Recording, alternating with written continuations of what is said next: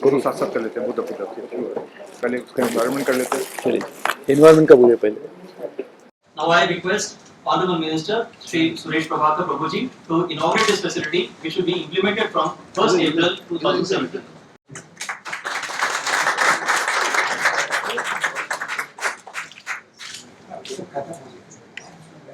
Sir, on this occasion I request Honorable Minister to share his views with all our officers here and the press. तो हमारे सभी media के साथी, क्योंकि हमेशा वो साथ में सफ़र करते हैं, इसके लिए उनका हमेशा मैं करता हूँ, क्योंकि हमेशा आते हैं और आपको ज़्यादा तकलीफ देते हैं, क्योंकि रोज़ कुछ ना कुछ हम करते रहते हैं, रोज़ कुछ ना कुछ प्रोग्राम होते ही रहते हैं।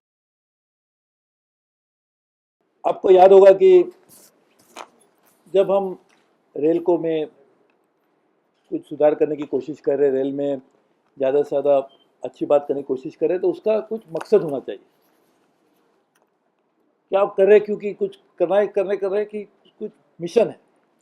तो इसलिए हमने बजट में, नॉर्मली कोई नहीं करेगा, लेकिन हमने जानबूझ के हम क्या करने वाले उसके बारे में क्लियर कट मैप दिया था।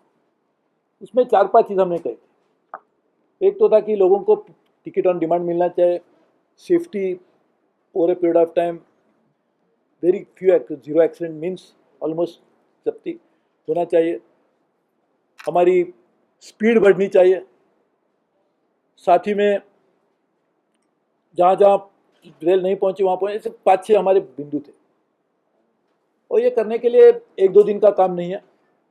मैंने आज पार्लियामेंट में भी कहा कि पिछले 2.5 सालों में हम लोगों ने करीबन 12,500 डबलिंग, 12,500 कि 15,000 सैंक्शन 12,500 किलोमीटर हम लोगों ने पिछले 2.5 साल में डबलिंग सैंक्शन किया है, जो पिछले 70 साल में 15,000 किलोमीटर से भी ज़्यादा नहीं था। यानी आप समझ सकते हैं कि कितने बड़ी मात्रा में हम लोगों ने डबलिंग करने की शुरुआत की।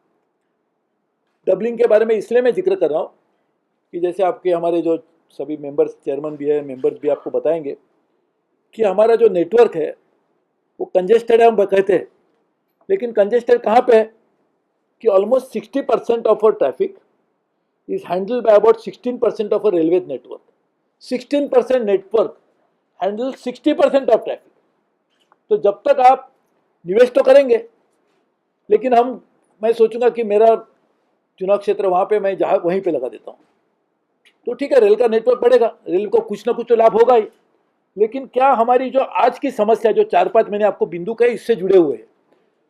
सेफ्टी को बढ़ाना भी उससे जुड़ा हुआ है, क्योंकि जितना नेटवर्क भी होता है उतना रिपेयर करने को टाइम भी नहीं मिलता है। साथ ही में हमारी जो नई ट्रेन छोड़नी है, नई ट्रेन भी नहीं आ सकती है, तो ये सभी चीज़ों के ऊपर और डिले भी हो जाता है, तो उसकी वजह से तो हम लोगों ने इसके ऊपर तय किया।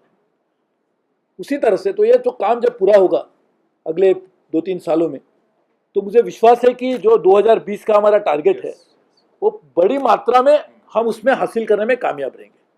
और इसलिए हमने सीधी सोच के कि जहाँ ज़रूरत है, और ये फैसला भी करने के पहले हम लोगों ने ईडीज की कमेटी बनाई थी रेलवे के लोगों की, उनको ही कहा था निकालिए कहाँ कहाँ डबलिंग ट्रिपलिंग की जरूरत है, वहाँ पे काम होना चाहिए। हम लोगों ने उसकी शुरुआत कर दी। साथ ही में पैसेंजर एक्सपीरियंस अच्छा हो, इसलिए जो हमारे 40,000 से भी ज़्यादा जो कोचेस है उसका रिट्रोफिटिंग करके उसको एक इंटीरियर भी बदलना चाहिए, और उसके बाहर का भी जो सेफ्टी भी बढ़ेगी, क्योंकि कपलिंग से साथ साथ वो बढ़ेगा। एलएचबी कोचेस भी आएंगे, तो जो आईसीएफ जो कोचेस थे उसमें भी बदला होगा। तो ये काम दूसरी तरफ से चल रहा है। तीसरी तरफ से स्पीड बढ़ाने के लिए मुंबई से दिल्ली, दिल्ली से मुंबई, दिल्ली से कलकत्ता, जो हमारे ट्रंक रूट्स है, जिसमें स्पीड इंक्रीज 200 किलोमीटर तक लाने के लिए 20,000 करोड़ रुपया हम लोगों ने बजट में इंप्लीमेंट करके उसका भी काम हो रहा है। तो ये सभी चीज़ों के ऊपर काम होते होते जब ये काम पूरा हो जाएगा, तो 2020 में हमारा एक उम्मीद है और पूरा विश्वास भी है, ये जो हमारी 4-5 हमारे सामने लक्ष्य है वो पूरे तरह से हासिल हो जाएंगे। लेकिन तब तक हम लोगों ने हमेशा ये सोचते चले कि रेल को भी कुछ आमदनी हो और हमारे सफ़र करने वाले यात्रियों को भी उसका कुछ लाभ हो।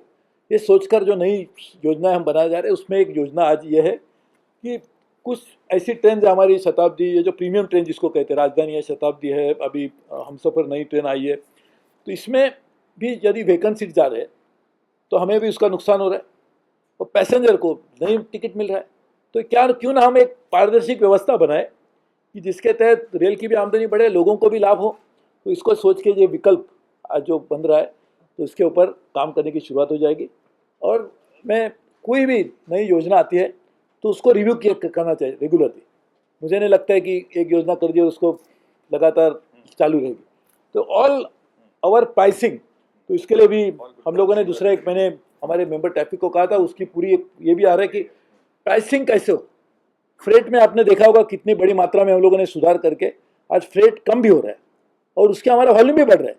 यानी कुछ समय तो ऐसा आएगा कि शॉर्ट टर्म में कुछ उसका नुकसान भी हो सकता है, लेकिन लॉन्ग टर्म और मीडियम टर्म रेलवे के इंटरेस्ट में क्या है। अभी हमारे जनरल मैनेजर है, वो बैठे, दूसरे भी वो आपको बताएंगे जो फील्ड में काम करते हैं, उनको भी रोज ना रोज कंपटीशन करना पड़ता है रोड के साथ। यदि वो उनके साथ भी इस तरह का कोई प्राइसिंग फार्मूला ये ना हो कि जो कॉम्पीट कर सके, तो हम बिजनेस कैसे पाएंगे। तो एक अच्छी बात है कहना कि हमारे एक फायर हमने बहुत हाई रखे, आना है तो आइए, नहीं तो जाइए, एक रास्ता हो सकता है।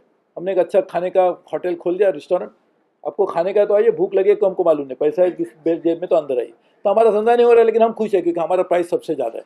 ऐसा तो काम नहीं चलेगा। तो इसीलिए ये सोचकर हम लोगों ने प्राइसिंग के लिए भी एक फार्मूला बना के रेगुलर करें। तो इसके तहत आज पैसेंजर्स के लिए एक नई योजना हम लोगों ने लॉन्च की। तो मुझे विश्वास है कि इसका भी लाभ होगा। और यदि आप उसके बारे में और भी कुछ जानना चाहेंगे तो मेंबर ट्रैफिक को मैं कहता हूँ, ये नहीं पूरा आपको इन्फॉर्मेशन दे देंगे। अब ये योजना लागू हो गई, सीटें ट्रांसफर उसमें हो जाएंगे, आपको रिपोर्ट दिखा दिया जाएगा कि अब हमारी बस फूल है। लेकिन पैसेंजर जितने परेशान हैं फ्लेक्सी फेयर से, इसको रिव्यू करने की बात कही थी, कब तक? नहीं, देखिए ये भी हम उसको भी देख लेंगे, क्योंकि ये यदि उससे कोई लोगों को तकलीफ होती है तो जरूर उसके भी रिव्यू किया जाएगा। लेकिन आज ये जो योजना बन रही है उसके तहत मैं आपको कहना चाहता हूँ कि जरूर, और ये बिल्कुल हो सकता है, यदि ये कोई उसके बारे में लोगों को यदि दिक्कत है तो उसके बारे में सोचेंगे। लेकिन आज जो योजना हो रही है उससे तो लाभ ही होगा। तो आज की योजना से कोई तो नुकसान होने की किसी को संभावना नहीं है। तो इसीलिए नुकसान से उसी को होगा सर जो शताब्दी में जाने वाले हैं, और वो तूफान में अगर चले गए तो उनको नुकसान। लेकिन वो ऑप्ट करेंगे तभी जा सकते हैं ना। अगर ऑप्ट नहीं करेंगे तब थोड़ी ना जाएंगे। और मैं राजधानी का प्रीमियम में टिकट खरीदा, पता चला पंजाब मेल से भरे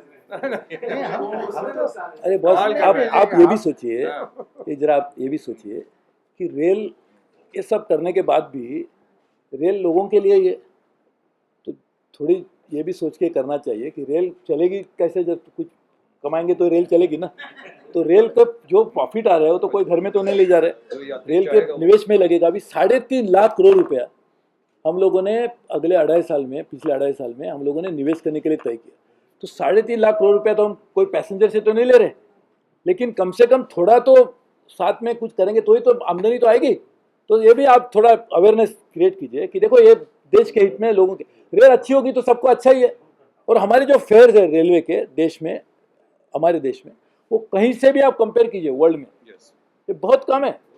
तो ये भी थोड़ा, लेकिन आज की योजना है उससे कोई फेयर के नहीं है। लेकिन कहने का मतलब यह है कि ये इसके बारे में भी अलग से आप लोगों को जानकारी देंगे, ऐसा हमारा विश्वास है। लेकिन आज जो स्केलिंग अप ऑफ विकल्प scheme for passengers is formally launch, and मैं आप सबको इसके लिए बधाई भी देता हूँ और ऐसी अपेक्षा करता हूँ कि आप भी उससे सफ़र करेंगे। और आपके लिए तो हमने योजना बनाई है, आपको बुकिंग करने के लिए भी ऑनलाइन कर दिया है ना। फिर थैंक यू।